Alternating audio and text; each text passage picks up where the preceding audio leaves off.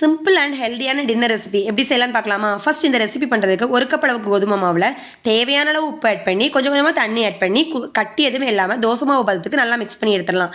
இப்போ ஒரு பாத்திரத்தில் ஆயில் ஹீட் பண்ணிவிட்டு கடுகு, ஒரு பல்லாரி, ஒரு பச்சை மிளகாய், கொஞ்சமாக கருவேப்பிலை ஆட் பண்ணி கொஞ்சமாக உப்பு மட்டும் சேர்த்து நல்லா தாளித்து எடுத்துக்கலாம். இப்போ நம்ம எடுத்து வச்சுருக்கிற தோசை மாவில் இந்த தாளிப்பை அப்படியே உள்ளே கொட்டிட்டு நல்லா மிக்ஸ் பண்ணி விட்டுருங்க. ஒரு 10 நிமிஷம், ஒரு 5 to 10 நிமிஷம் விட்டுறலாம். இதை நல்லா மிக்ஸ் ஆகி வந்ததுமே இப்போ நம்ம நார்மலாக எப்போவும் தோசை சுடுற மாதிரி ஒரு தோசை தவால ஆயில் நல்லா ஸ்ப்ரெட் பண்ணிடலாம். ஒரு 1.5 கரண்டி மாவு எடுத்து நல்லா ஸ்ப்ரெட் பண்ணி விட்டுருங்க. கொஞ்சம் நல்லா மெல்லிசாக வர மாதிரி ஸ்ப்ரெட் பண்ணி விட்டுட்டு கொஞ்சமாக ஆயில் எடுத்து நல்லா ஓரங்களில் ஸ்ப்ரெட் பண்ணி விட்டுறலாம். இப்போ அப்படியே ஒரு சைடு வெந்ததுமே மாற்றி போட்டுடலாம். இன்னொரு சைடு நல்லா முருகலாக வேக வச்சு எடுத்தோம் அப்படின்னா சாம்பார், சட்னி எல்லாத்துக்கூடவே ஒரு சூப்பரான காம்பினேஷனாக இருக்கும்.